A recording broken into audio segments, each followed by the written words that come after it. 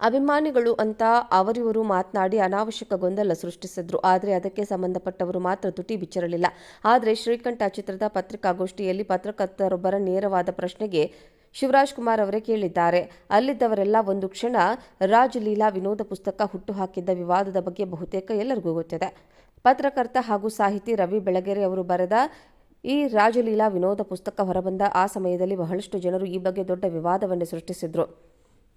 ಆ ಬಗ್ಗೆ ಪರ ವಿರೋಧದ ಧ್ವನಿ ಹೊರಟು ಇಡೀ ಕರ್ನಾಟಕವೇ ಆ ಬಗ್ಗೆ ಮಾತನಾಡುವಂತಾಗಿತ್ತು. ಡಾಕ್ಟರ್ ರಾಜ್‌ಕುಮಾರ್ ಹಾಗೂ ನಟಿ ಲೀಲಾವತಿ ಅವರಿಬ್ಬರ ಸಂಬಂಧ ಗೊತ್ತಿದ್ದದ್ದು ಗೊತ್ತಿಲ್ಲದ್ದು ಎಲ್ಲವನ್ನೂ ಹೇಳಿ ಗೊಂದಲ ಸೃಷ್ಟಿಸಿದ್ರು.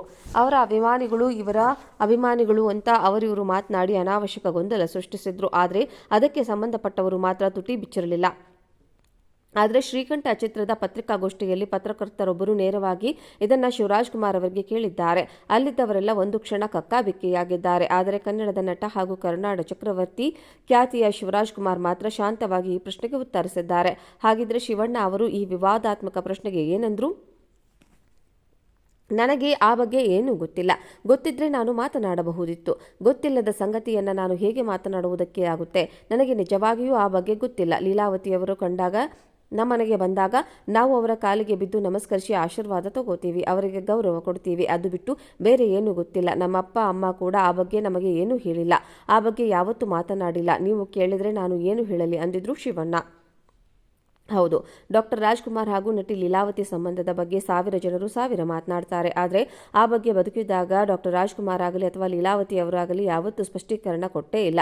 ಹೀಗಿರುವಾಗ ಅದು ಶಿವರಾಜ್‌ಕುಮಾರ್ ಆಗಲಿ ಅಥವಾ ಅವರ ಯಾರೇ ಆಗಲಿ ಏನಂತ ಹೇಳಬಹುದು? ಡಾಕ್ಟರ್ ರಾಜ್ ಲೀಲಾವತಿ ಸಂಬಂಧ ಅವರಿಬ್ಬರಿಗೆ ಗೊತ್ತು.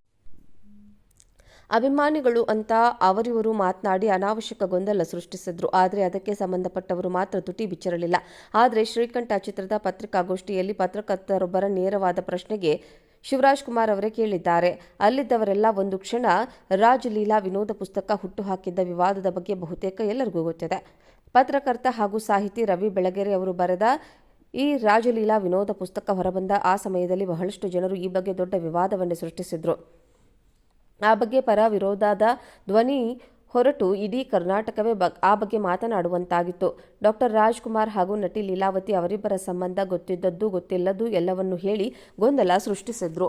ಅವರ ಅಭಿಮಾನಿಗಳು ಇವರ ಅಭಿಮಾನಿಗಳು ಅಂತ ಅವರಿವರು ಮಾತನಾಡಿ ಅನಾವಶ್ಯಕ ಗೊಂದಲ ಸೃಷ್ಟಿಸಿದ್ರು. ಆದರೆ ಅದಕ್ಕೆ ಸಂಬಂಧಪಟ್ಟವರು ಮಾತ್ರ ತುಟಿ ಬಿಚ್ಚಿರಲಿಲ್ಲ.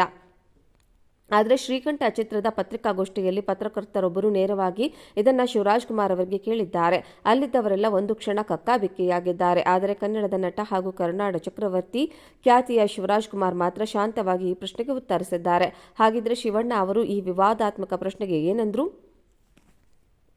ನನಗೆ ಆ ಬಗ್ಗೆ ಏನೂ ಗೊತ್ತಿಲ್ಲ.